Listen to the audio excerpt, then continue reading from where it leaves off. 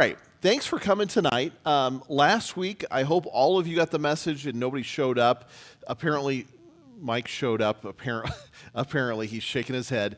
Sorry for that. We put it on Facebook. I know it was put on through the app. It was sent out through text message for those that we had, and I had just said, please pass this along to everybody. So I came down with just a really bad sinus and ear infection, and was just not feeling good at all. Apparently, Mike tonight has the same thing, so it's kind of passing around a little bit. Not that I was in close contact with Mike, hugging him or anything like that. You know how much of a hugger I am, so going around and hugging him or anything. But I do feel better, so thank you for those that have asked. Just took a few days of antibiotics to get over that. So feeling better now, though, so that's good.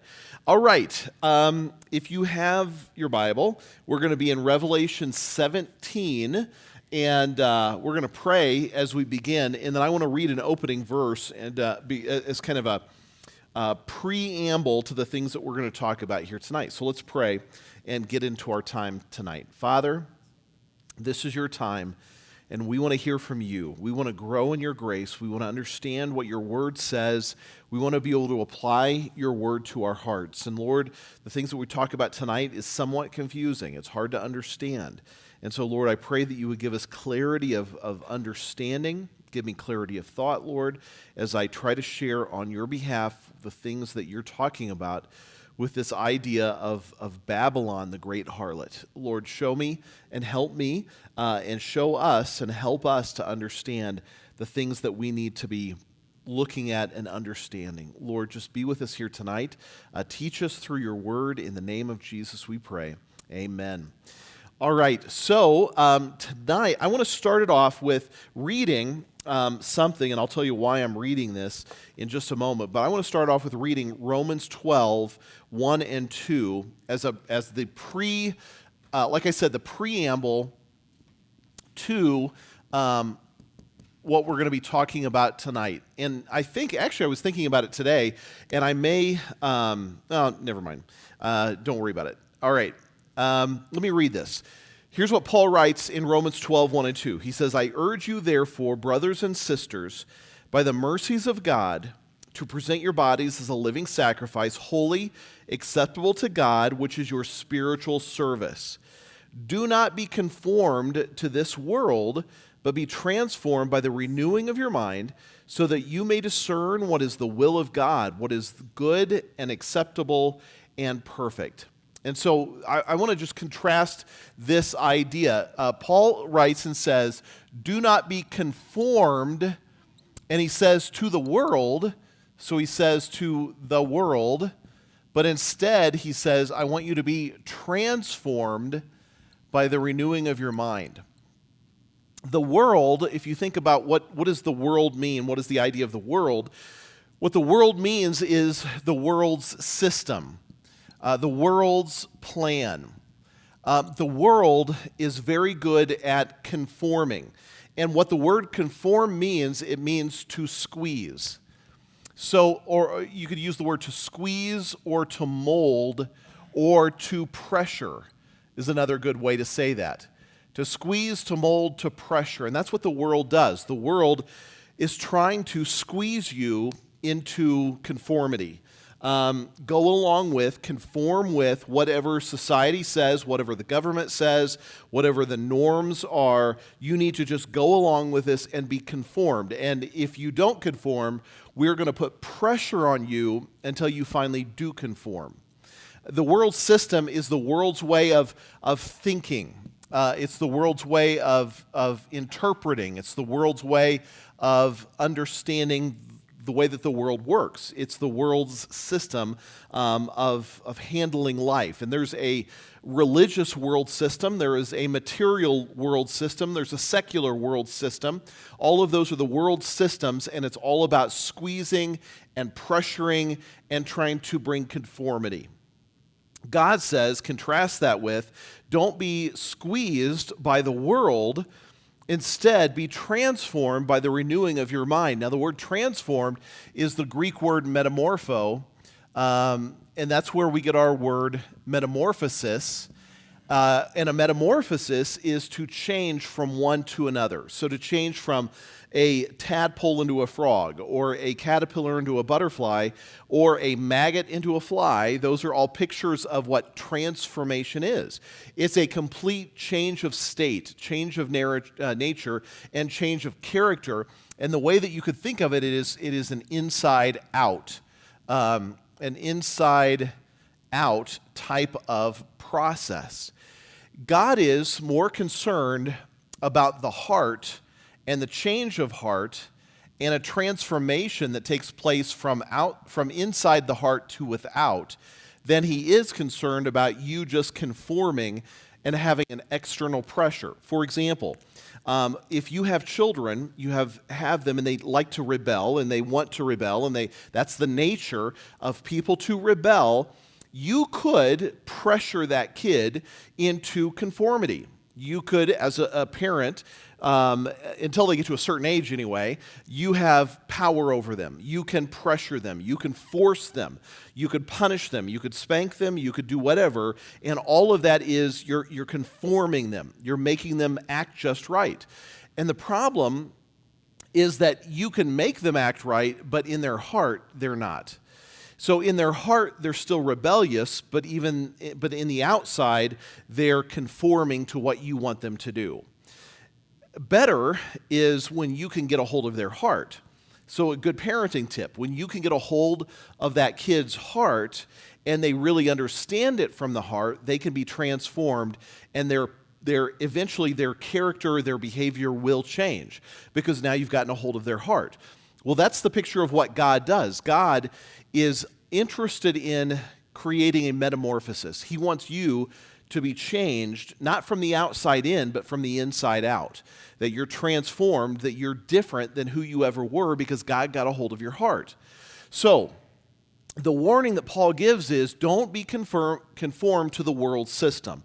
And the world system is why I'm reading this as the preamble tonight, because the world system is what we talk about in Revelation, really in Revelation 17 and 18. We're going to look at this thing called Babylon. And Babylon, the fall of Babylon, is really the fall of the world's system. The world's system is the world's way of thinking, and it could be a false religious thing. That's a world system, a false religious thing that you have to conform to. You're not going to have an internal heart change. You conform to it. Or it can be a political movement, or it can be the materialism of the world. And we even see this when it comes to God wanting to God establishing rules, laws, regulation. God establishes values, and the world has rejected God's values and wants you to conform to the world's values, the world's value system. And so that's another part of this, of the world system, is the value system is completely screwed up and messed up. The things, again, that the world wants you to agree with, as a follower of Christ, you can't agree with because you don't participate in the world system. You're in the world, you're not of the world. You don't participate in the world. You live in the world, but you're not part of what the world does because you think different. Why do you think different? Because God's got a hold of your heart. So Revelation 17 is going to be that concept. And the reason I wanted to read this not only is to talk about the world system, but because it's a very confusing couple of chapters that we're going to go through, and I want to try to bring the most clarity of thought that I can as we go through these two chapters. So, in Revelation chapter 17, we're going to talk about this thing called Babylon. Well, Babylon is really going to be a metaphor for the world system. That's all it is. It's just a metaphor of the way that the world operates. The world operates according to the system, and the system is characterized by Babylon. Now, Babylon was a literal city in the book of Genesis. In the book of Genesis, chapter 11, here's what it says, chapter 11, verses 1 through 10, and I'll just read this for you. Babylon is, by the way, where they created a tower. You know what that tower was called? Yeah, there you go. Good job. Tower of Babel, built in Babylon. Now, the entire earth had the same language with the same vocabulary. When they traveled eastward, they found a valley plain in the land of Shinar and settled there. And they said to one another, "Come, let's make bricks. Let's bake them until they're hard, so that they use the bricks for stone and tar for mortar." And they said, "Come, let's build ourselves a city with a tower whose top reaches into heaven. So let's make a name for ourselves, or else we will be scattered over the face of the whole land." So they made this idea called Babylon. That was the city. They said, we need to build this city, and we're going to build a tower, and the tower is going to stretch to heaven. Well, what is the picture of that? What's the purpose of that? The metaphor of the Tower of Heaven is that we will replace God with our own rule and our own authority. That's the Tower of Babel. We are going to come together, we're going to work together, and we're going to build a great city for ourselves. We're going to build our own empire, and we're going to build a tower, and that tower is going to go to the heavens, which means that we don't need God because ourselves are God. Verse 5, "Then Adonai came down to see the city and the tower that the sons of man had built. And the Lord said, 'Look, the people are one. All of them have the same language, so this is what they have begun to do. Now nothing they plan to do will be impossible. Come, let us go down, let's confuse their language so that they will not understand each other's language.'" If you've ever seen the app Babbel, which is the language app, that's coming out of this. It's the idea of let's learn to communicate together, that we're not all talking a different language. And God says if they start to do this, nothing will be impossible.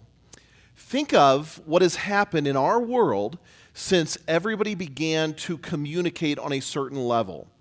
Once communication happened on a worldwide basis, it's almost like God says nothing will be impossible. Where we have come from as a society since the 1800s to where we are today is such a leap in technology, and it's all because of the languages that it's no longer a barrier. Think of where AI is today. I mean, they're saying, if you listen to any of the news, that the power and the ability that AI has over the next couple of years is going to dwarf anything that we have ever understood before. It's actually incredibly scary what AI is going to have the ability to do. How it can manipulate, how it can control, how it can mimic, what it could possibly do in its understanding and control. And that's what mankind has been able to do in a couple of hundred years. I mean, it's crazy how much technology has grown in that time. And so God gave the warning, and he said, they have begun to do something now that if I let this go, it's going to become impossible to control. And it's almost like that's what's happening in our age today. Almost like God is saying, okay, we're nearing the end, because if I let this go anymore, there's going to be nothing left. It's crazy the amount of things that are happening. So God said, let's go down, let's confuse their language so they will not understand each other's languages. So Adonai scattered them from there over the face of the entire land, and they stopped building the city. This is why it is named Babel, because Adonai confused the languages of the entire world there, and from there the Lord scattered them over the face of the entire world. So this was a literal place, and later there will actually be a different priestess that will oversee Babylon, or the place of Babel. So God has used this analogy from the beginning of the book of Genesis to describe something about humanity and something about the way that humanity operates. Babel is, and you go back and read it in Genesis 11, this is the picture of how the world works. The world that is opposed to God, who basically says, we are gods. We don't need God. We can do as we please. We can establish the rules as we please. We can set up the system as we please, and we can demand that everybody conforms to this system. And people do so unknowingly and unwittingly. They just agree with it. Everything that you do, if you're not very purposeful at, you can easily fall into the trap of the world system. So, the Tower of Babel, the place of Babylon. So that's the preamble, again, that leads us to this. Now, Babylon is mentioned, yes?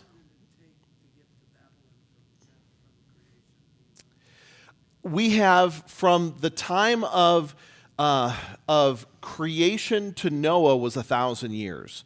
So the time of Babel, that place, would have happened pre-Noah. So I don't know exactly, or I'm sorry, post-Noah. That would have happened because Noah was in chapter 6. So we're probably looking at maybe, I don't know, 1,200, 1,500 years since the time of creation. That's a guess. I can't tell you exactly how long that is. But this is, again, according to the Bible's timeline. And the Bible's timeline is pretty specifically laid out, most people that disagree with it, because we're opposed to God and we don't want to listen to that. So Babylon is mentioned 287 times in the Scriptures. It's more than any other city except for Jerusalem. Now, it was a literal city, and that was on the river, the Euphrates River, and it was after the flood, just sometime after the flood. Don't know how long exactly after. I don't have a timeline for you there, but it was sometime after the flood. And it became the capital of this empire that would be just growing cruelty toward Judah. In fact, they conquered Judah. In fact, one of the Bible commentators said it this way: Babylon to the Jews was the essence of all evil, the embodiment of cruelty, the foe of God's people, and the lasting type of sin, carnality, lust, and greed. So that's why it's the world system. This is the picture of lust, power, corruption, and greed. So that's the picture of Babylon. It's the picture of lust, power, corruption, and greed. It's the picture of sin. It's the picture of carnality. It's cruelty. That's what Babylon represented. Okay? So, again, if you know the Bible, you've studied the Bible, you're going to see the name Babylon happen a lot, and it was always associated with the organized idolatry, blasphemy, persecution of God's people. In John's day, and John is writing this, Rome epitomized everything that Babylon stood for. So it epitomized the antagonism and the opposition to the Jewish people and the Christian people alike. And so that's what it was. So that's the background on Babylon. With that, let's get into what it says. And again, I wanted to give you this because it's a confusing couple of chapters, so I wanted to try to set the stage. Now, Babylon also is always associated with satanic rule and satanic order. So it's a satanic system. It is the world system. It is the system that says we don't need God, full of lust, power, corruption, greed, sin, and cruelty, and it's the way that the world operates. Okay, with that, let's go to chapter 17, verse 1. Then one of the seven angels who had the seven bowls, remember what were the seven bowls? Well, if you've been here, you remember that is the bowls of wrath. That is the wrath. And you remember it was three things that were happening. We had the seven seals, and then we had the seven trumpets, and at the end of the seven trumpets, the last trumpet was the church removed, and then following that, you had the bowls of wrath, and the church is not there, but the bowls of wrath are the judgment of God. So the judgment is now being poured out in the bowls of wrath. The seven angels, one of them who had the seven bowls, came and talked with John, saying, John, come, I want to show you the judgment of the great harlot who sits on many waters, with whom the kings of the earth committed fornication, and the inhabitants of the earth were made drunk with the wine of her fornication. Now, the Babylon, the harlot Babylon, is the system that the Antichrist is ruling over and in control of. So the system, and the Antichrist is going to go against this system later, but he's using this system to get hold of the world. And the system is what all of these great kings of the earth have participated in. So think of, if you've ever watched like the Davos group that happens over in Europe, and all these world leaders get together and they talk about how this utopian world that they want to make, this one world system, the one world government. They talk about the cryptocurrencies that they want to have control over. They talk about, these great plans, and it's the top echelon of society in their private jets flying over, talking about how they want to control the masses. That's you and I. They want to oversee all of that. Well, that's this group, the kings of the earth, the ones who are in power. They've either taken power or we have given them power through elections, and some of them are just absolutely insane, and they're drunk with power, and now they go and they're part of this system, the Babylonian system. They're part of the world system that says we're anti-God, we're opposed to God, we lust, power, corruption, greed, sin, and cruelty. It's run by Satan, fueled by Satan, and now they're getting together, and this is the Babylonian system. Okay? So this is a unification of all of these different groups. Now, what are these groups going to be made up of? Well, it's a smorgasbord of atheists and secularists and humanists and even people claiming to be Christians who are offering a false worship of God. Remember during some of you weren't alive during that time, but during 9/11, do you remember that during 9/11 there were some pastors, I call them pastors loosely, but they had Muslim clerics come to their churches and speak from the pulpit, and they tried to show unity. Remember the Pope, he tried to, at that time, set up this great community of believers coming from all these different faiths. The idea that you have the bumper sticker that says coexist and every known religious symbol is on that thing. Let's just all get along. Let's all coexist. Well, that's kind of part of this system as well. So you have secularists and atheists and greedy people and the kings of the earth and the false religious people. And it says they were all, here notice, they were all made drunk with the wine of her fornication. They were intoxicated by the power and the control that they were able to get. Don't we see that today? Leaders around the world intoxicated by the power and the authority that they have and the position that they have, and they're evil and sick and twisted, and yet they become drunk with the wine of the Babylonian system. And that's what we begin to see. Karl Marx made a very famous statement, and it is partially true. He said, religion is the opiate of the masses. Well, in this particular case, it's true. It's the drug of choice of the masses. Babylon, the Babylonian system, is the drug of choice. So think of the power, the money, the influence, the prestige, all that they have and all that they're controlling.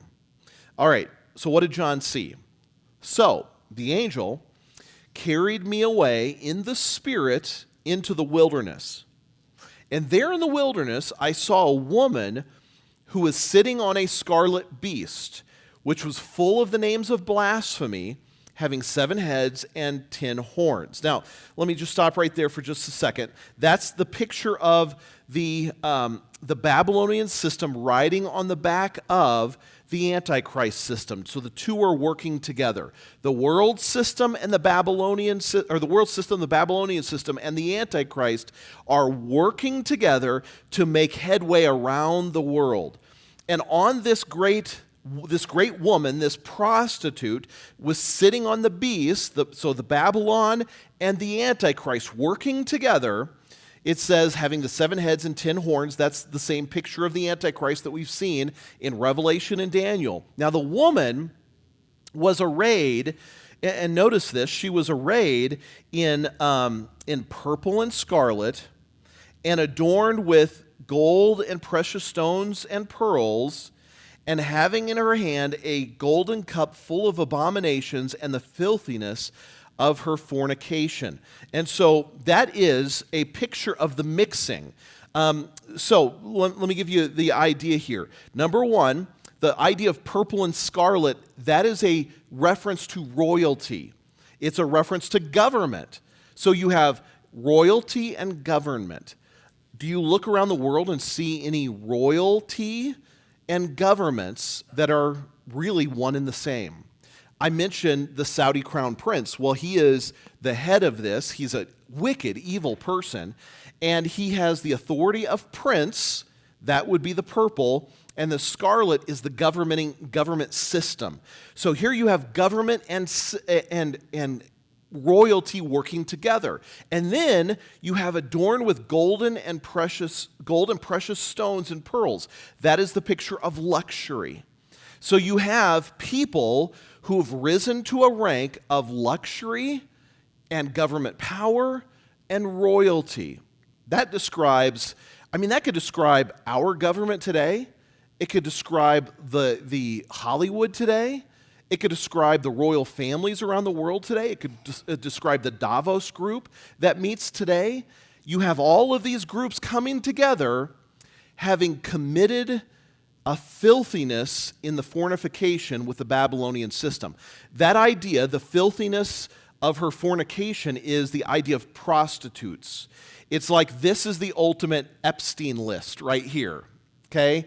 This is the list of the people who committed abomination, the ones that are in bed with the Babylonian system, and numbers of them. The world's governments are going to fall in line, and this is the system the Antichrist is going to use to get a hold of everything.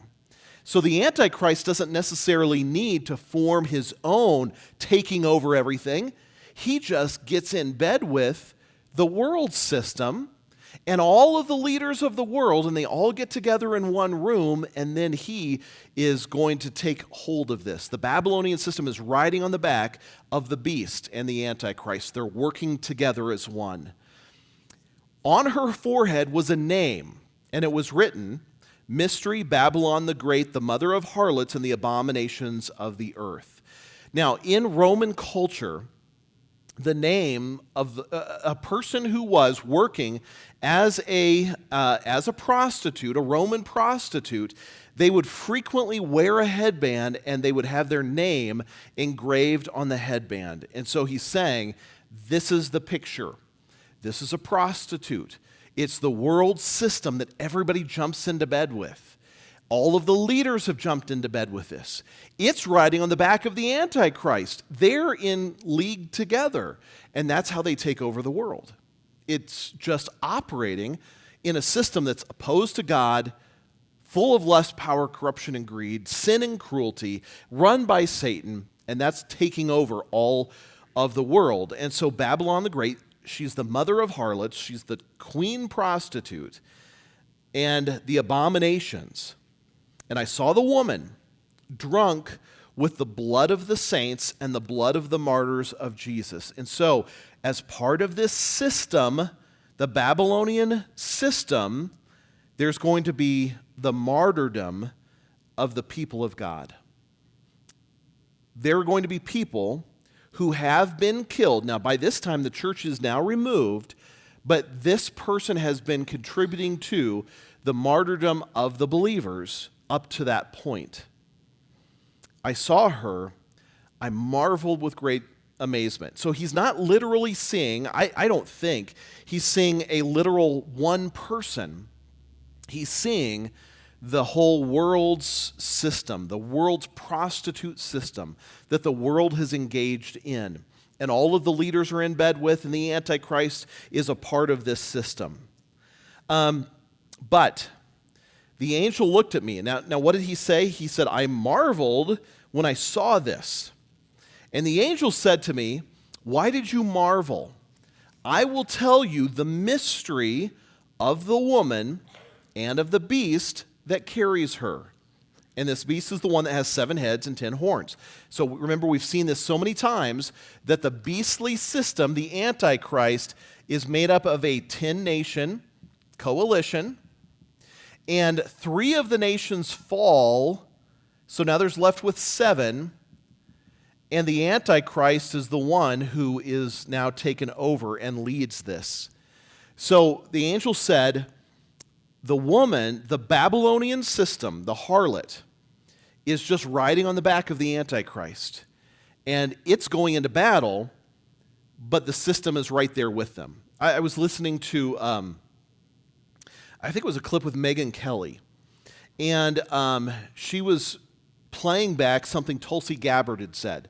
And Tulsi Gabbard was on Fox, and Tulsi Gabbard was talking about, and she said, I think the interviewer had said, they said one of the greatest concerns for the country under the Biden administration was white nationalism. That was the biggest threat.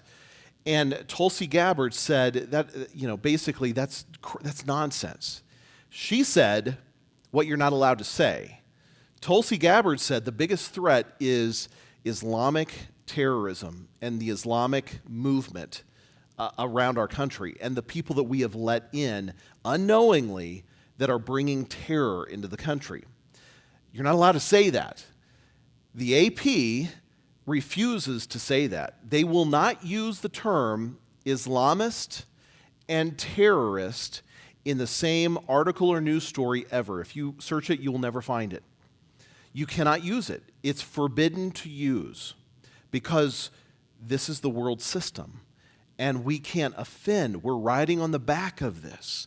We can't hurt that system. We can't hurt the beast, the animal that we're riding in on, and they're doing it unknowingly. That's the whole system at play. So the angel says, why do you marvel?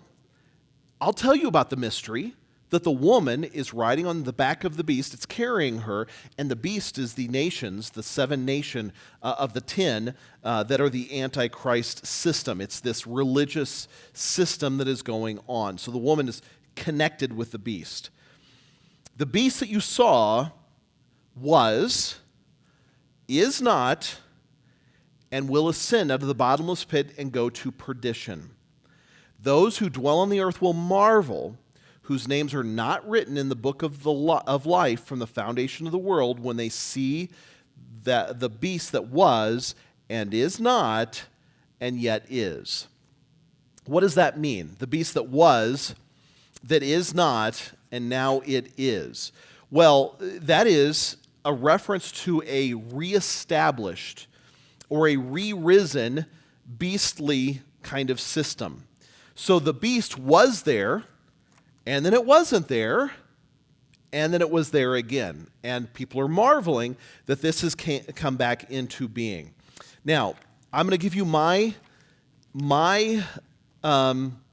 opinion, okay? This is just my opinion on who I believe this system is. So we're talking about the world system, and we're talking about now, he says, okay, the beast was and was not and is again. So here's what we know, that the beast was, this is a re-established system. It's a re-established kingdom. It was a kingdom that was there, it's not there, and it's there again. Most scholars, early scholars, people are going away from this now, but most believe for many, many years that this was the picture of Rome. Rome is the re-established system. It was gone, now it's back, and that's the system. And so they connected Rome with who? With the Pope, with the Catholics. That's who they connected it with. And so there has been for years this movement toward Catholics that is, they are the system of the Antichrist. I don't believe that at all. I don't think that's even true in the least. Now, do I have problems with Catholicism? There's certain things in Catholicism that are crazy. And I don't agree with those things. And I have no problem debating that, of why I think that is. But I don't think that Catholics are the enemy. I think that there are a lot of Catholics that do have the ability to become Christians, who have accepted the Lord in their heart. In fact, I know some, and I know their faith is genuine and real. But that's what they have looked at. Here's a better interpretation of this. And we're going to see this as we get going. So let me come back as we get through the next 2 verses. So let me read this. Here is the mind on which has wisdom. The 7 heads are the 7 mountains on which the woman sits. So the woman is the harlot, Babylon, the world system. She's sitting on top of the beast. And the beast, he says, is really 7 mountains. Now, here's the idea behind 7 mountains and why people have connected this to Rome. Rome is surrounded by not really mountains, it's surrounded by hills. And there are 7 hills that are literally surrounding Rome. And so Rome is known as the city on 7 hills. And so people have said, well, it says here are the 7 mountains. What they meant to say was the 7 hills. That means this is Rome. Here's the problem. The word mountains does not mean hills. The word mountains means mountains, and Rome is not on a series of 7 mountains. And so scholars today have basically said, no, that can't be the case at all. Here's a better interpretation, is that the 7 mountains, it means 7, not 7 mountains, but mountains was always a metaphor for governments. 7 governments. And so what would the 7 governments be? Well, that's again this. It's 7 nations that this woman is riding on the backs of. Okay? One more verse, and then I'll tell you how this seems like it was, and it wasn't, and now it is again. Okay? Verse 10. There are also 7 kings. 5 have fallen, 1 is, and the other has not yet come. And when he comes, he must continue a short time. So that is a reference back to what I had just read earlier, which was, they will see a beast that was and is not and yet is. This is a reestablished. There was a beast that was, is not, and himself he's the 8th and is of the 7 and is going to perdition. So those are 2 together. There are 7 kings, 5 have fallen, 1 is, the other's not yet come. Then the beast was, is not, and himself is the 8th and is of the 7 that is going to perdition. So what is this? What is he referring to? He says, well, there's going to be 8 kingdoms. It's a little bit different than what Daniel says, because Daniel doesn't use 8 kingdoms. Daniel uses 6 that he's actually referring to. Well, actually 5 that he's referring to. But what could these potential kingdoms be? And this is where scholars have kind of come to a change. Can't be Rome. Many people thought when the Roman or the European Union came into existence, that was the rise of the beastly empire. The European Union has no power. They have no ability. There's no way that they're going to do anything. This is something different. It's always out of the same area, the same region, the same Middle Eastern empires, the same general areas where all of these kingdoms came out of. So who are the 8 kingdoms? Well, if you trace back to the beginning of the conflicts that Israel has had, you see that there have been primarily a few different groups. Number 1, there was Egypt. Egypt was the first one. We saw that as we went through the book of Exodus. That was a huge conflict for the people of Israel. God miraculously set them free. The next kingdom that they went through was the Assyrians. And so Assyria became another empire that really just raked them over the coals, and it was a constant wrestling and battle that they would have. Then you get into what Daniel sees. You see Babylon. The Babylonians, the Babylon king Nebuchadnezzar, you see King Nebuchadnezzar, who's coming in with the Babylonians. This is modern-day Iran, and they come in against the Israelites. And then you have the Medo-Persian Empire, which takes over from the Babylonians. You remember that time in the book of Daniel, the hand that was writing on the wall? That was the great thing that they saw the transition from the Babylonians to the Medo-Persians. Then you had the Greek Empire. And then following that, you had the Roman Empire. So you had 1, 2, 3, 4, 5, 6 empires that happened. Now, the 7th empire happened when the Roman Empire split in 2. The Roman Empire split from the east and the west. Those two empires split. Now, the Western Empire cratered in 476 AD. So this was gone in 476 AD, and it no longer existed. But the Eastern Empire, which capital was Constantinople, continued to go on for years. It went on in the east from 395 all the way until the early 1400s. In 1400, there was a new empire that rose to power. That empire was called the Ottoman Empire. The Ottoman Empire was the very first Muslim and Islamic empire, and they ruled for the longest time of any empire in the world. They ruled from really about 1400 all the way until, actually they say that they ruled from 1290 all the way until 1922 at the end of World War I. At that time, it was finished, and that empire, the Ottoman Empire, whose capital was Constantinople, which was Istanbul, that became what we know today as Turkey. This is now gone, but it was the great Muslim empire. So look at this. There were 7. So 1, 2, 3, 4, 5, 6, and 7. And the Antichrist is of the 8th. But the 8th is an empire that was and is not and is again. Well, that's what he said here. It was, is not, and yet is. It was, 5 have fallen, 1 is, another is not yet come.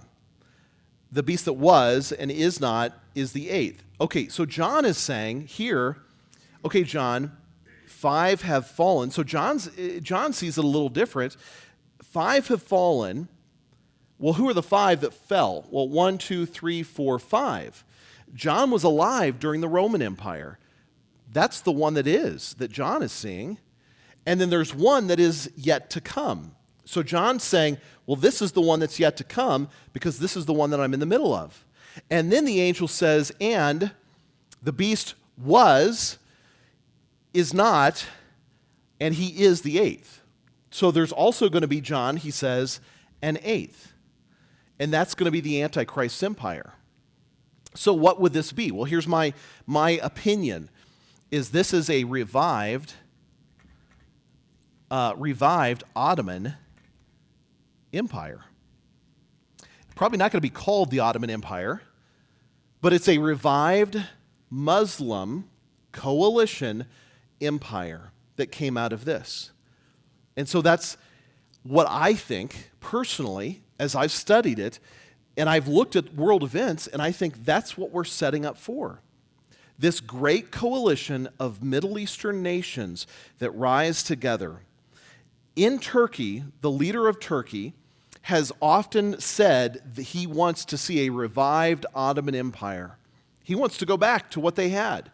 The Iranians want to go back to what they've had. They want to have a great caliphate, a great Muslim empire. And so that's what he's saying. So the woman is the world system, riding on the back of the beastly system. And the beastly system was and is not and is going to be again. And so it comes out of something along those lines. Okay, I'm going to run out of time to get through what I want to get through tonight. The 10 horns, John says, or the angel says to John, which you saw are the 10 kings who have received no kingdom as yet, but they will receive authority for 1 hour as kings with the beast. So, John, you're seeing this. They haven't received their authority yet, but they will. And all of these kings are going to be of one mind, and they're going to give all of their power and all of their authority to the beast. So they're going to be a king in name only, and the real one pulling the strings is the beast behind the scenes. They will make war with the Lamb. Who's the Lamb? Jesus. They will make war with Jesus. And Jesus will overcome them, for he is Lord of lords and he is King of kings. And those who are with him are called, chosen, and faithful. Then he, the angel, said to me, the waters which you saw where the harlot sits are peoples, multitudes, nations, and tongues. This is why I said it's not going to be a literal Babylon city, I don't believe, because he just says it's peoples, it's multitudes, it's nations, it's tongues, who are part of the beastly system. So you have this beastly empire who is controlling and working through the world's system, and the world system is called Babylon, and the world system is opposed to God, full of lust, power, corruption, and greed, sin and cruelty, and they are leading the nations astray. So that's the system you see at play. The 10 horns which you saw on the beast, these will hate the harlot, and they will make her desolate and naked, eat her flesh, and burn her with fire. Okay, so what's this all about? Well, they will use the world system to get into power, and then they will say, we hate the world system, and we are going to destroy the world system. Now, how much does that sound like the Muslim groups who are trying, we'll use whatever thing we can to get in. Isn't it amazing how all of the LGBT movement is in touch with the Islamic movement, and they're all the same, and yet the Islamic movement hates homosexuality with a passion, and they will root it out. They hate the world system with a passion. They will use the world system to get into power, and then they will turn against the world system and eat her flesh and burn her with fire. In fact, what will happen is this. We'll use the system to get into power, and then we will take over with Sharia law, and we'll rewrite the system, and then you will be wearing burqas, and you'll be bowing down and praying, and you'll be whatever, because this is the way that the system will operate. We'll use it until we are in control, and then we will take control. You've seen an example of that many times over if you look back through history. And that's the way it always operated. It was, we will make good with people, we'll get along with people, we'll not make waves until we get into power, and then we will change everything because we hate this world system. So the 10 horns on the beast will use the Babylonian harlot, the world system, and then will turn against her and burn her down. And that's what you'll see. For God has put it into the hearts to fulfill his purpose, to be of one mind, to give their kingdom to the beast until the words of God are fulfilled. So here's what's going on behind the scenes. God is in control of it all. And he's allowing all of this to happen. And he is letting it all play out. And in fact, he is organizing the chess pieces on the board. In fact, God is playing a three-dimensional chess where the rest of the world is playing checkers. So God is behind the scenes making all of this happen until all of this is fulfilled. And the woman whom you saw is that great city which reigns over the kings of the earth. So that is the Babylonian system. Does that make sense somewhat? I mean, it's a very confusing chapter. And hopefully it makes a little bit of sense. So why does God warn us to escape the world system? To not participate in the world system, to be in the world but not of the world, because he's warning us of what is to come. It's always been this way, that God wants us to turn aside from the world to follow him, because the world does not follow him. The world is opposed to God and hates God and wants to do their own thing. Narrow is the path that finds him. Wide is the way of destruction. And every time we make decisions based upon the way that the world operates, we're just following lockstep with what they do. And so we are called as Christians to be set apart, to be sanctified, to be different, to be transformed by the renewing of our minds instead of being conformed to the system of the world. Revelation 18 is again going into this, and it's almost like it's taking it from another perspective, because it's kind of talking about the Babylon again, the Babylonian system again, but maybe this time from a little bit different perspective. So let's read again. So after these things, John said, I saw another angel coming down from heaven. Now this angel had great authority. Not that the other one didn't, but this one had great authority. And the earth was illuminated by his glory. Do you know when people are in the presence of God, especially Moses? Remember, Moses was in the presence of God, how he just glowed? Remember at the Mount of Transfiguration, the glowing that happened? This angel came right from the presence of God, illuminated with his glory.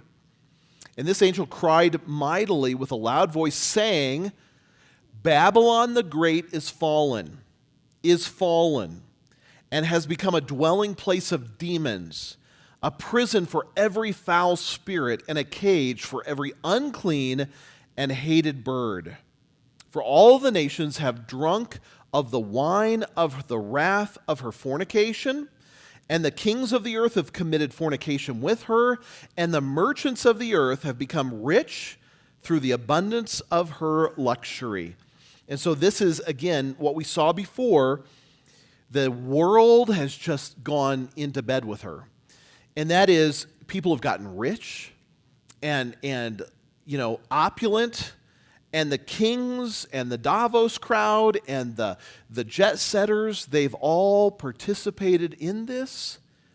And now they've drunk it so much that they just are consumed with this. And now their time has come. God is bringing everything to an end. Everything is about to be destroyed completely by God through all of this. All right, let me see where I'm at here. I'm way behind okay, here we go. So, what is this? It's Babylon is the symbolic city, the symbolic world's authority. And now this whole city, this whole system is the place of demons. It's the rule, it's the satanic rule that controls the world system. Again, it's why you as a Christian have to be set apart and be different and not participate. And I know that's hard at times, but it's being holy. And it's saying, I will not go down this path. I'm not going to do what everybody else does. From the language that you use, from the things that you watch, the things that you listen to, the decisions you make, the things we consume, all of those things can be contributed to the part of the world system. And then John says, and I heard another voice from heaven saying, come out of her, my people, lest you share in her sins and lest you receive of her plagues. So kind of a look back that God is giving a warning, saying to the people of God, don't participate. You come out of her. You don't be a part of this. Because if you just keep doing this and going down the world's path, you'll be part of the plagues that are coming upon her, the bowls of wrath that are going to come. For her sins have reached to heaven, and God has remembered her iniquities. Which is, by the way, the good news, the fact that we often want God, you get the vengeance. You have the final say. God, you do it. And he doesn't, and we're like, well, why aren't you doing anything? He knows. He knows. He's just waiting. He's waiting until the right opportunity. It's reached heaven. God has remembered. He's not forgotten. He's not dumb. He knows exactly what's going on, and he will have the final say. Render to her just as she rendered to you, and repay her double according to her works. In the cup which she has mix double for her. Okay, she made you drunk with her beverage. Give her a double. Give her a double portion of what she gave you. And let's see how this is going to work out. In the measure that she glorified herself and lived luxuriously, in the same measure give her torment and sorrow.